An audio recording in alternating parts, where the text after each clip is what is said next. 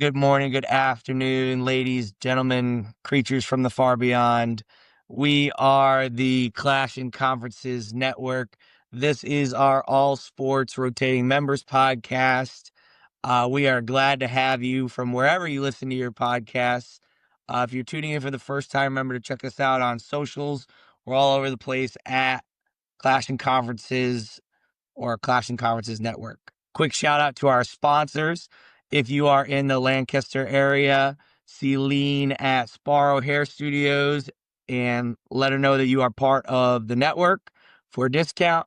And as well, if you'd like to check out Lotwin Hype Chains, their 3D printed chains, use code TCCPOD for 10% off your first order. And quick shout out to This Day in Philly Sports, Jim Montgomery. On This Day in Philly Sports, I had to hear how they still lost on Sunday night after giving Saquon 6 carries. So shout out to you, Jim, as always. Mike, Kyle, Ben, great to have you here. How's it going? Going It's well. going. It's Going well, good. brother. Going well. Ready for this pod. Let's go. Kyle, I know that you don't get the chance to be on the NFC, East pod because Greg is the Eagles rep. Anything you'd like to, discuss as we recap the NFL going into week 6? So, yeah, I mean, look, I just got off doing another pod with my brother about this, but not to sound cocky or arrogant, but like we don't lose that often. So I think the fan base is overreacting a little bit to a loss. Having said that, two things I want to clear up. Number one, the Eagles did not lose because of the referees. Were there bad calls in that game? Absolutely. Can you look at any NFL game and see bad calls being made? Absolutely. Just so happened that they didn't go in the Eagles' favor this time. Is what it is. All those calls were they could go either way. I could see it going either way. Uh, the only one that I say that they did miss was the Cooper DeJean forced fumble. I still feel like that was a fumble. I feel like that ball was coming out before Nick Sazan went forward. But those are the breaks. It is what it is. Um, and I know you just touched on it, but you're not going to win a game when you have the reigning offensive player of the year that broke the NFL record for all purpose yards from scrimmage, including the playoffs, and you run the ball with him 6 times. You're not going to win a game in the NFL with that and throwing the ball 44 times against a team whose defensive strength is their pass defense. So I've heard people come out all week and say, oh, well, the Eagles thought that they saw something on film that said that they could pass it. What did you see on film against this good of a defense against the pass? Their pass rush is one of the best in the NFL. What did you see on film that would say that? How you combat, and we all know this, how you combat a good pass rush? Run the ball at them. Run the ball at them. Soften them up a little bit. Make them think that you're going to run, then set up the play action. So, is what it is. It's a get right week for us on a short week against the Giants.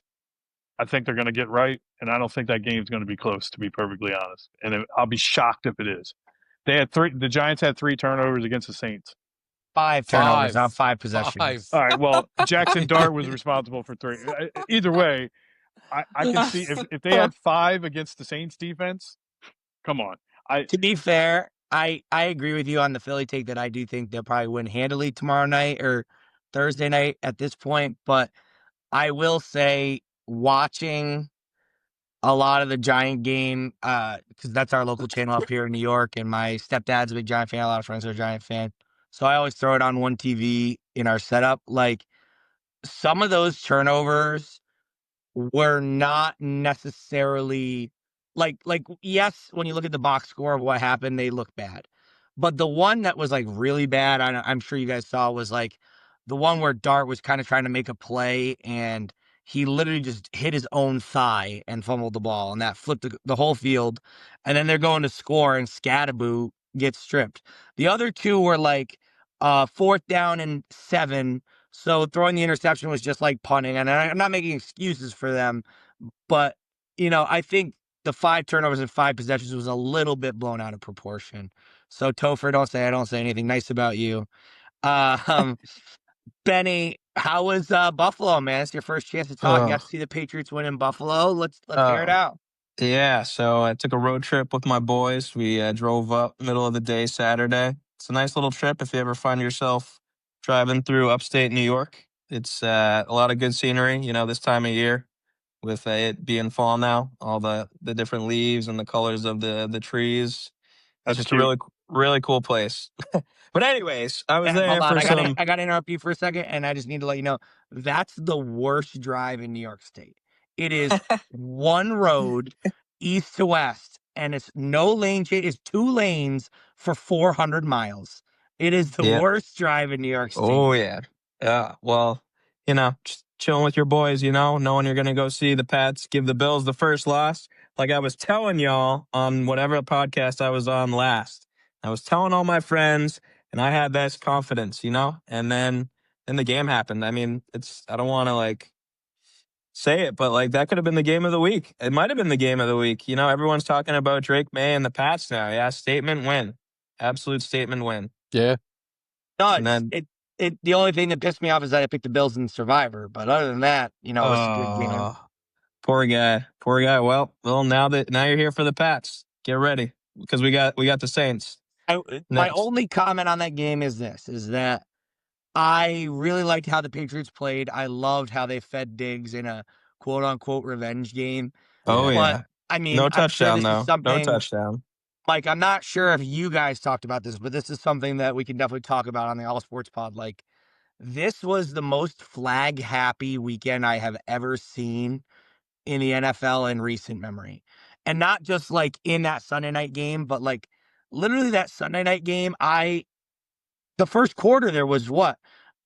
20 penalties between the two teams. It was 8-5 or almost 15 penalties between teams. And that was just a primetime game. You look across the league, I would be willing to bet that this was the most penalized weekend this year, if not in the last 5 years. And I'm not saying don't call penalties, but it seems like there was some memo from the league that was call everything this weekend. Mike, did you guys talk about that at all or no? We did not, but I just want to call you out real quick. I mean, normally we give people crap for their English and spelling and all that kind of stuff. What kind of math is 8-5 get you to 20, and then That's why eight he's and a gym five gets you teacher. to That's the PE 15, teacher math. and Yeah, then that's eight why and he's a five gym teacher. actually gets you to 13?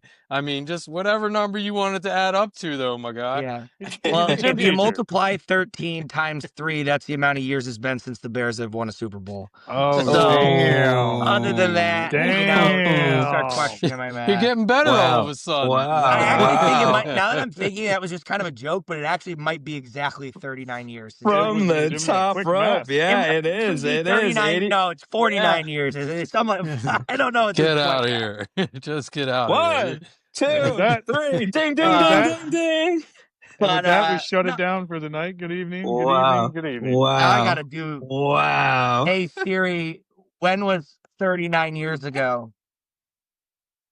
1986. Suck it, Hey, Mike. you're off. You're off. Wow. So you're Wow. off. No, Wow. 13 times 3 is 39, and I hit it right on the head. There's my Wow. math for you. Yep. Wow. Yeah, would have played the Super Bowl in '86, but Oh, the Mike, '85 Oh season. boy. here's a good hypothetical I heard for you today. You ready? Bears trade DJ Moore for Kayvon Thibodeau. Yes or no? Yeah. Yeah. I love Mm. DJ Moore. Don't get me wrong. But we got two young guys who are ready to eat. And if somebody wants to trade us something of value for DJ Moore, I'd be happy to do it. Yeah, I mean, I think it's a trade that helps both teams. I think that the Giants are probably looking for somebody to help Dart, with Neighbors out, and I believe that DJ's under control for 2 more years. I think you guys just re-signed him I think you're either right. last year or this year for a 3. And I mean, obviously, Dunze's, been a pain in my side as a DJ Moore fantasy owner, but he's good. I mean, we haven't even seen Loveland scratch the surface because he's been hurt. And then, I think people are slowly forgetting that Luther Burden was talked about as a top 10 wide receiver in this draft coming out last year. We really haven't seen him scratch the surface either. So, I mean, I know people in the group chat like to give you flack about the Bears, but I really do think that they are building something special in Chicago. I hope so. We'll see. We got a big game this weekend. We got to win this revenge match on that crappy ass Hail Mary from last year where the Redskins beat us at the last second because we had guys talking crap to people in the stands instead of playing defense. Can we I just remember clear the that air? was crazy. Can we just clear the air real quick? We don't give him crap because of the Bears. We give him crap because of him liking the Bears. That's why we give him crap. It's not. We're not criticizing the Bears as a team. We're criticizing him being a fan of the Bears. Like that's. And the I just want to Mets clarify. and the Yeah, and the Mets. Hornets. Yes. I mean, don't just stop there. Oh my Yeah, God, Mike! Did you see that the Hornets announcer called the Panthers, whoever they played, Miami game?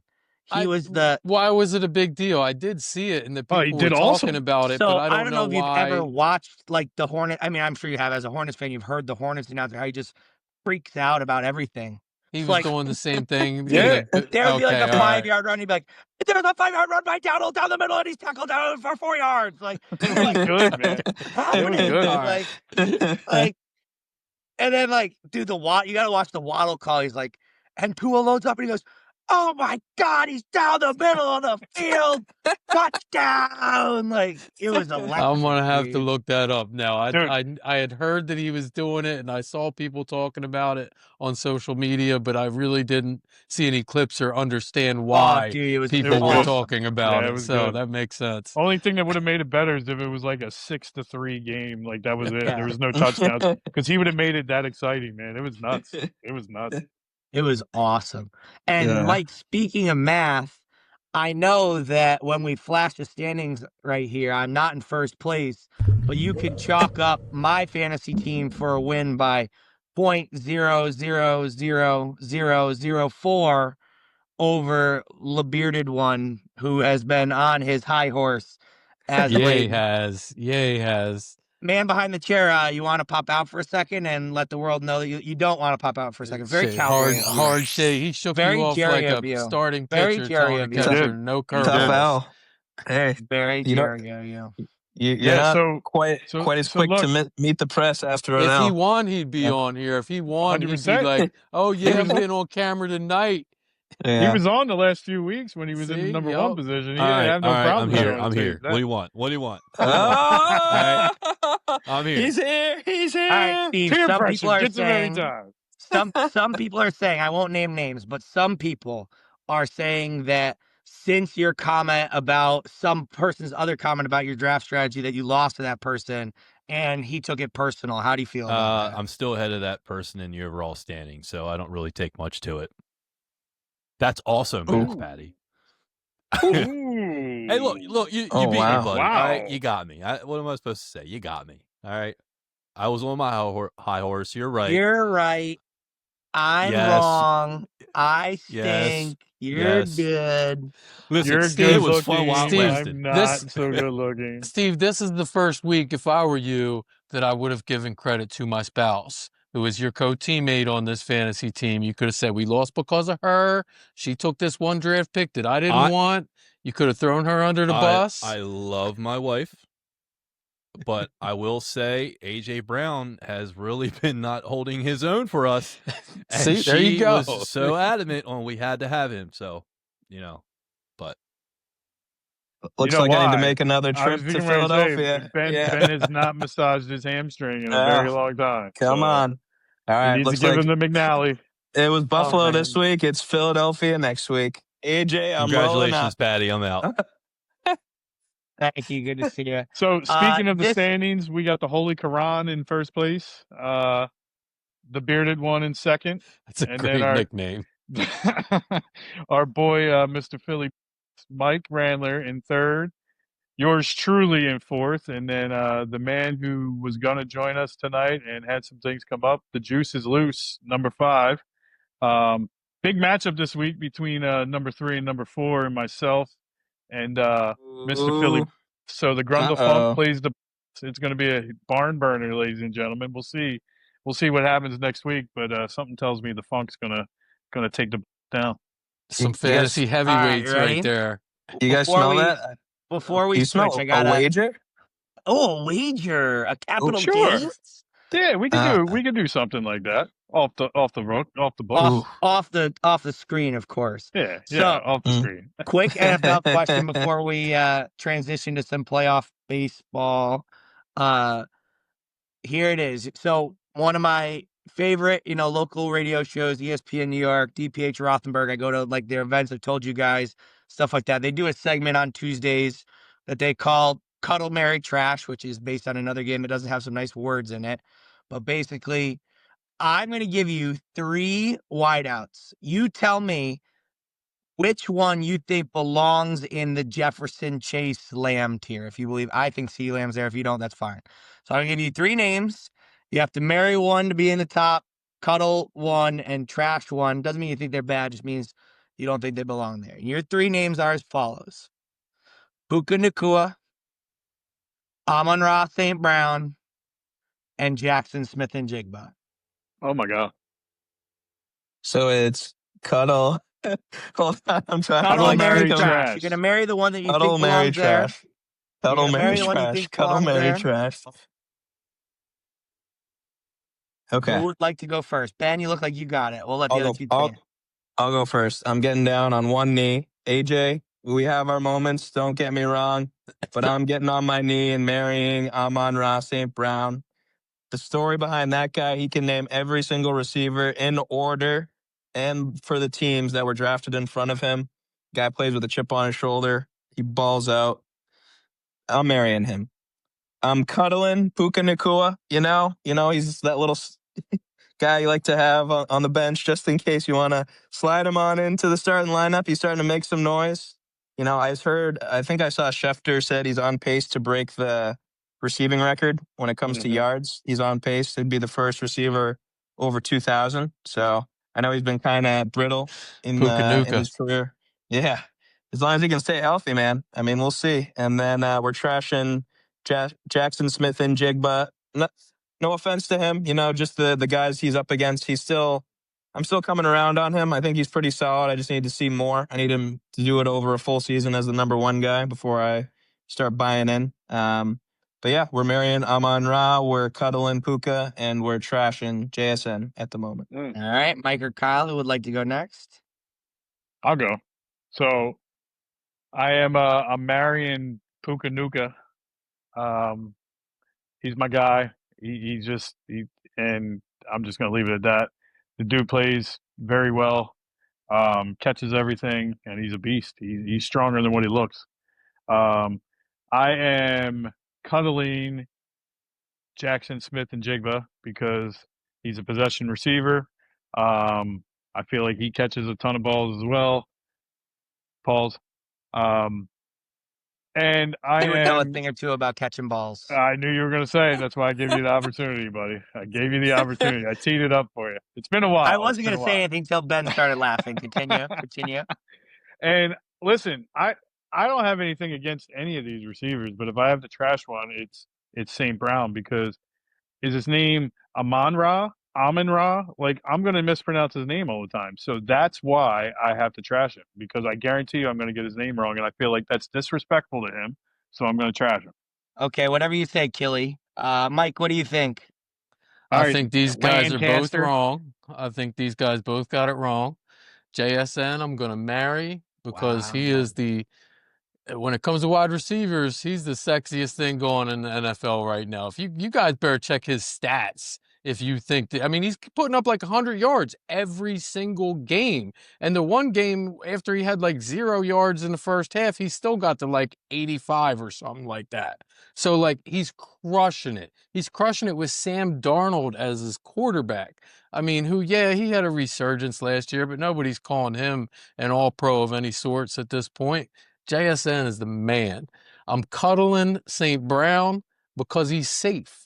It's just like a nice little safety blanket. Like, I mean, like, what he's going to do. You could just cuddle up with that. You can feel real good about it.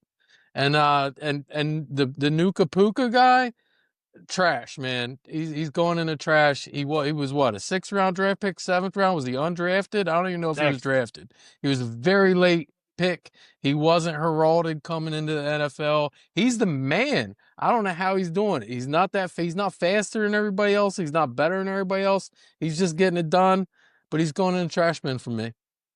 I think that the fact that all three of you had different answers was like the perfect scenario that I never could have drawn up. I think that if I had to, it's hard because I think that there's arguments against each, but the arguments for are much stronger. I think your argument against Jackson Smith and Jigba is that he is doing it on a team where he's the only guy. So obviously he's going to get a lot of the target share, like a neighbor situation last year. I'm not saying that is the case, but that would be my argument against him. With Nakua, is this just the Stafford effect? We saw it with Cooper Kupp a couple of years ago. Like, is this just Matt Stafford being a much better Hall of Fame quarterback than people give him credit for? I think that, like, once He's a upon a time, there was beast. people asking if Matt Stafford was a Hall of Famer before he won the Super Bowl. And to those people, I say, you are so silly because he has been this guy his whole career.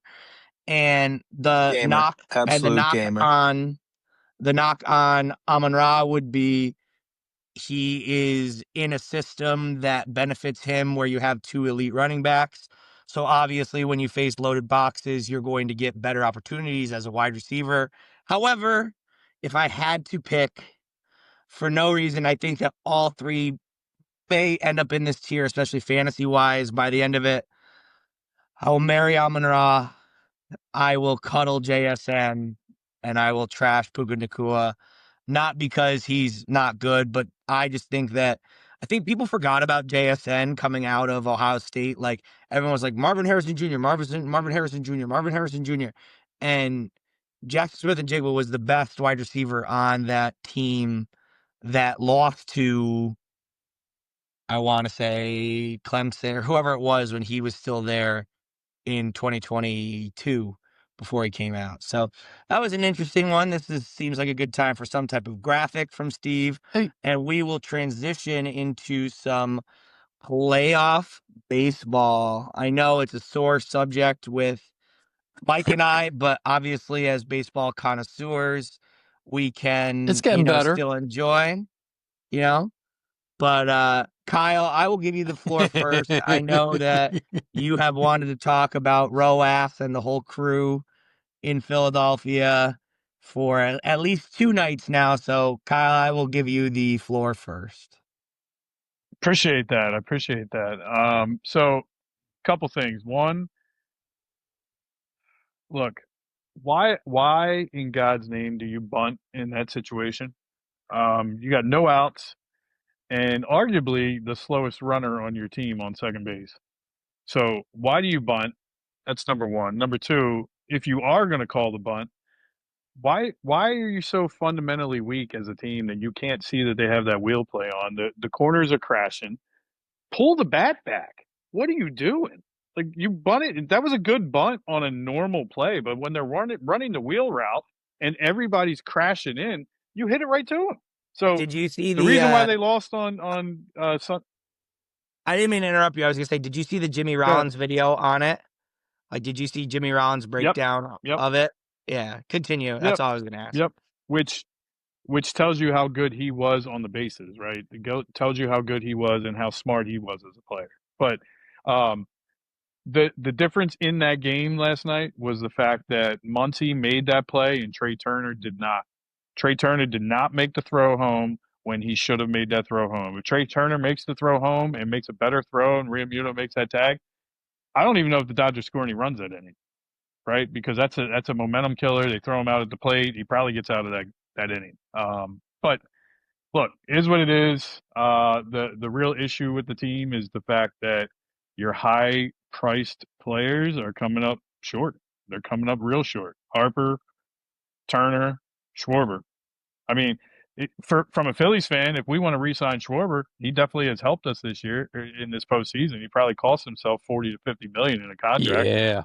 Easily, right? So we got that going Especially for when us. you But don't play look, the field. correct, right? So I'm a Harper guy. I love Harper, but I got to say this as a Phillies fan. And look, I'm probably going to catch flack from other Phillies fans. I don't care. Can we get off this Bryce Harper's clutch in the postseason train? He had one good postseason run in 2022, and that was the series before the World Series. He came up short in the World Series. The following year, he came up short against Arizona in the NLCS. That whole postseason, he came up short. Last year, yeah, he hit a home run in the Mets series, but in the biggest at bat of that series, he struck out. And then this year, he's like 1 for 14. So he had one good season where his OPS was very high, and that's all we hear is his OPS is this, his OPS is that.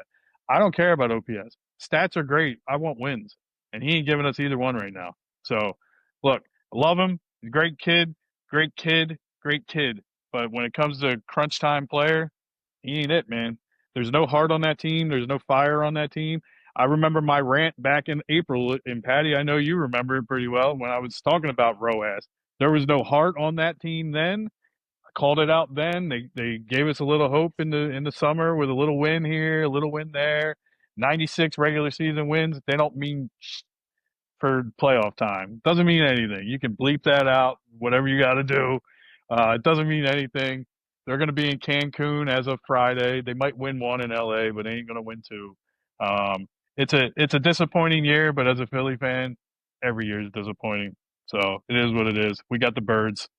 Yeah, Paid you a Flyers. lounge share on the beach, buddy. Damn. Appreciate Put it. out the fire. Oh man, it's tough, call the Kyle, fire because department. I look at the Phillies objectively, not as a Met fan, but objectively, and say that roster has been so good for at least the last 5 years when you talk about at least their stars.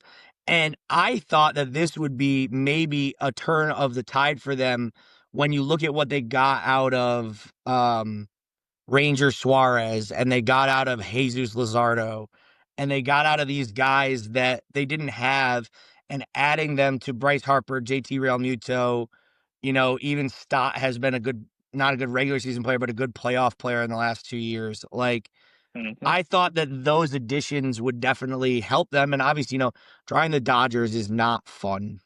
Like, the No, they're Dodgers a are, hell of a team. They're a hell of a I team. Best mean, best they roster are. in the game, bar none. And obviously they built it with the deferred money, and there will come a time where we get to eat crow and make fun of the Dodgers for being bad, and that time will come. It's just not going to be for the next 5 years, like.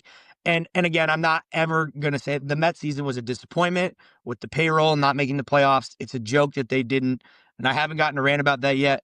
But at the end of the day, making the playoffs and competing with the Dodgers are two different levels of things. And I mean, I hope that Milwaukee beats them. That seems like they're maybe the only team that stands a chance as far as the way they're built. But it's hard to win a 7-game series against a roster that has 3 or 4 future Hall of Famers. Well, probably more than that. Ohtani, Betts, Freeman, Kershaw. You'd have to think that, I mean, obviously I can't say this yet, but you'd have to think Blake Snell's going to get a decent look if he has another 4 or 5 years at how he's competing with multiple Cy Youngs and stuff like that. Like, that's just, they have pitchers on their IL that would be 1s and 2s on Mm-hmm. other MLB They have teams. like a whole staff of pitchers on the IL that would not just 1 or 2 guys. They got like 7 guys on the Yeah. IL this Like year. Yamamoto I would think be. they have They like made it through the whole Yamamoto year would be with a 2 or 3 basically on the zero team. pitching. Yeah. 3 full rotations just ready to go. It's insane. Yeah. Yep. And they have Yep. Tony And look, Gonsolin, who was an all-star 2 years ago, just like sitting in their minor leagues. Like, and They have you and know, two since like, full rotations. I do want to throw this out there since we're talking about the Dodgers pitching. The the Phillies got a gift last night when Dave Roberts didn't put Sasaki in the ninth inning. So what? And you didn't take advantage of it. You had the tying run on second base with no outs, and you decided to Mhm. bunt. And you just brought up Stott. Stott's been swinging the bat good, and he's your best contact hitter on the team. Your best contact hitter on the team, and you take the bat out of his hands and make him bunt. I understand he's probably the best bunter on the team too, but you have the slowest guy in Castellanos on second base. He's slower than Bone. He's slower than Reese Hoskins used to be when Reese was on the team. He's it probably Slower than seems like Schwarber. it seems like yes. the play was the right scenario, but I would almost guarantee that they've never practiced that with Nick Castellanos as the base runner. Correct. Like And the play itself was the right call, but there's probably no practice scenario where they're like, hey, we got to make sure that everybody, including Castellanos, knows, like, hey, like Jimmy Rollins said, If you hear the runner break towards third base, you break towards third base. It becomes a foot race. They're giving up second. And you can always break and go back because there's nobody covering second if he doesn't get the bunt down. It's not, you're not going to get back picked on a wheel play. Like, that doesn't Correct. exist. So you have to Correct. know It's not as soon as that shortstop goes, you have to go with him for as far as he'll take him. And I watched the video several times today. And the fact that he tried to go to third after being like 5 or 6, not 1 or 2, 5 or 6 steps behind Mookie Betts was an absolutely bananas thing to see. Well, and Mookie Betts is fast. So like you're really 12 steps behind him. Like let's be real about it. Like Mookie Betts is pretty damn fast. So look, not taking anything away from the Dodgers. It's just the Dodgers are playing like the superior team. When you looked at it on paper, you thought, oh, this is going to be a good matchup. The Dodgers are the superior team. They're playing like the superior team. And that it just is what it is. And they executed that play much better than the Phillies could. And it is like that's just all I have to say. They're getting the timely hits. If you would have told me going into this series that our 6, 7, 8, and 9 hitters would have the hits that they have in this series, or the clutch base running, the walks, whatever, I would have said there's no way we're losing this series. I would have thought our 1 through 4 would at least done something, but they haven't done anything, right? So we're getting the production from the lower end of the lineup, and our top lineup is just shit in the bed. And I think that brings up the interesting point of like the Yankees are down 6-1, and I'll give Ben a minute here to say goodnight to his Red Sox. Yeah, here. baby. Let's go. I think it brings up an interesting point about roster construction in today's MLB and the way the Phillies are built, the way the Yankees are built. And the Phillies are a little bit better than the Yankees as far as the construction goes. But over the last 5 years, we have seen a major shift. Oh, can you hear me? That's not our heads in agreement that Patty's just right. Yeah. He was going to pass it to you anyway and give you your moment of glory. What do you got? Unfortunately, when the Phillies eventually bow out and join the Mets and the Red Sox in Cancun, we can all commiserate together. But yeah, you know, Christie's going to be last man standing. I know. We're all going to be pulling for the Mariners. But, you know, game 1, I was unfortunately in the ER, but I had the game on my phone while that was all going on. What a gamer. I felt good after game 1. That's right. You can't. It's the playoffs. It's Red Sox Yankees. Come on. What are we going to do? I'm waiting around just sitting and, you know, but. Ben would have been holding his phone if he was dead. Yeah, that's true. You know, after game 1, I was feeling pretty juiced. I was listening and buying into all the stats about the game 1 winner in these 3-game series for the postseason. I'm like, oh, man, we got him on the ropes. And honestly, like Cora won us the game in game 1 and Cora lost us the game in game 2, unfortunately. I think he left Garrett Whitlock in just a little bit too long. You know, he's been kind of a jack-of-all-trades bullpen guy for us since we got him from the Yankees. But, I mean, he was going up to 40, 50 pitches, and, you know, a pitcher can only go for so long. I think he should have went to Chapman just a bit earlier, and then the floodgates kind of opened up, and then obviously game 3, they just didn't have a shot. So yeah, can you guys hear me now? Yeah. Okay. Yeah, for sure. What I was saying before was I think it brings up an interesting point about roster construction when you talk about the successful teams come playoff time are not built around the home run. Now, I'm not saying that you can't be successful when you hit the home run, like, because we've seen the Phillies make the World Series, we've seen the Yankees make the World Series. We've seen teams that are built on the home run, you know, make it. But you talk about over the last 5 years, as far as World Series champions go, or like even just talking about these Yankees series, like, sure, Vlad is hitting home runs. But other than that, the Toronto Blue Jays are just putting the ball in play. The Dodgers, had 0 runs going into the 7th or 8th inning last night, Kyle? They didn't hit any home runs. They just put the ball in play. They hit singles. They drive in runs. They timely hit. The Texas Rangers, the Arizona Diamondbacks, all those teams over the last couple of years have just been teams that put the ball in play. And I think you're going to see a major, major shift in analytics towards people who hit for average when it comes to the playoffs. Now, you're still going to get these big contracts, but I think you're going to see a major shift back to the mean of like I mean, we've talked about this before, but like when the MLB shifted to like it's okay to hit 220 as long as you hit 45 or 50 home runs.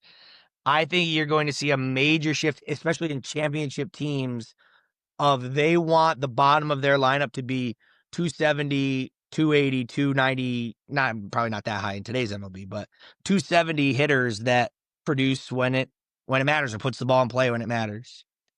The new Patty, age I'm Moneyball. deciphering something out of this that you weren't intending, but I hope this means we're getting Pete Alonso back on the cheap again.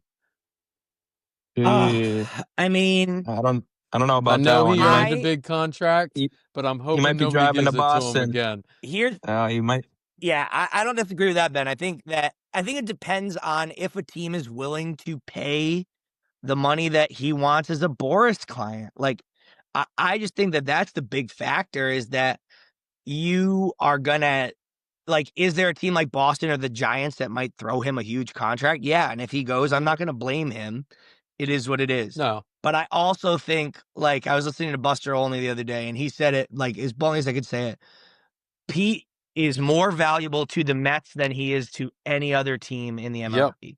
He is 100%. most valuable when, especially you saw it this year, hitting behind Juan Soto and Lindor, where he can drive in runs. Now, I'm not saying that he wouldn't be successful or have a great career on another MLB team. He'll be a favorite player of mine for a long time to come, even if that is as a Yankee, which I don't think it is. But like those, I will still support Pete, but I just don't know if there's a team that's willing to pay him the kind of money to be the guy instead of being hitting behind the guy. He's If a that makes sense. clubhouse guy for us too. He glues things together. Yeah. So you would support him if he went to another team? I mean, I wouldn't like be like, hey, Pete Alonso hit 2 home runs for the Brewers tonight. Like, but I'm not going to root against the guy that I have, love. All right. I know we don't talk hockey a lot around here, but I view Pete Alonso. We can. I view Pete Alonso in the same light that I view Marc-Andre Fleury when he left the Penguins. Like when Marc-Andre Fleury left the Penguins, like I had no ill will. He brought the Penguins a Stanley Cup. And he was on the bench for the second one. But like when he went to Vegas and won the Stanley Cup, I wasn't rooting for Vegas over Pittsburgh, but I was happy to see Marc-Andre Fleury be successful. And Pete Alonso is somebody that will always be that kind of person for me personally. So Same. it's Topher's Daniel Jones. I got it. Mm, I got Not it. quite. I'm understanding. Whoa, Not that far, whoa, but whoa. yeah. Hey now. Hey, he's playing great, Whoa. man. He's playing great. I just thought it was something in the water in New York. That's all. With New York fans. That's all. And That's why I was asking. I was Yeah. like, oh, What if he replaces Bryce in Philly in this fantasy banana land? no, he might replace Schwarber and be the DH. Fine by me. I'll take that $40 to $50 million less contract to be the DH for the Red Sox for the rest of his career. I'll take Schwarber or Alonso. Give me one of them. I Because think they ain't re-signing Bregman. if Schwarber goes anywhere, he's probably going back to Chicago. If he doesn't stay in Philly, he's made a comment that he loved playing. The two places that he loved playing in the most were Chicago and Philly. yeah, but you don't think that Chicago is going to throw the mega bag at Kyle Tucker? I think they're going to try to. Yeah, absolutely. Absolutely. And I'd be shocked if he doesn't stay there. And if they do that, I don't know if they're going to – I just don't know if the Cubs are the kind of team to throw the mega bag at Tucker and go after a Schwarber. I was being serious. I think Schwarber has played himself in this postseason. He's played himself out of like $40 million. He's probably getting 3 years, maybe 3 years, $100 million from a team. Like that's what his contract is. It was probably going to be 3 years, 120 or 3 years, 125. Now it's only 3 years, 100. And I bet you the Phillies offer that to him, and you might get somebody that tries to come in last minute and throw another 10 million on top of that. But at that point, I mean, he's already made a shit ton of money. I don't know if a 10 million thing is going to sway him away from the Phillies at that point. You're going to see both the Phillies and the Mets approach those things very similarly. They're going to let the market dictate what those players are worth, and then they'll determine what they're going to do. Mike, my Met question to you before we leave, because we're getting close to the 45 here. My Met question before you leave is that do you think that Cohen and Stearns are going to sit down and have a talk that Stern's approach to pitching needs to change? Or is Cohen just saying, you're David Stearns, I trust what you do, and this is what you're going to do? Or do you think that Cohen's saying, listen, David, this small ball crap worked in Milwaukee. It's not going to fly in New York. Go get me a horse. I think that Cohen's going to tell him to go get a horse and a young horse. You know, we've screwed this up twice now with trying to go after the big money guys. We had Scherzer and we had what's the guys Verlander. out in the Giants now, Verlander at the same time, paying them $40 million a year each or whatever ridiculous number it was. Still paying Scherzer, aren't you? No, last year was No, last year. I think last 2 year was the years, last year, yeah. So you know, all that money's off the books last year, but you know, this year we went a very different route and we tried to bring in a bunch of guys who weren't very heralded and, you know, some B-level type guys and trying to turn closers into starters. And we tried to do it a little differently and it went great and for the first couple months. Then it all fell apart. So I do think we need that big horse, that big number one stud. We don't have one. Senga is capable, but he seems to be a little bit of a head case, man. I don't know. So we got to do something. Yeah. He's frustrating on fantasy. I'll tell you that much. I believe it. I don't know how you go from that many is, games of 1.5 ERA to I can't throw a strike.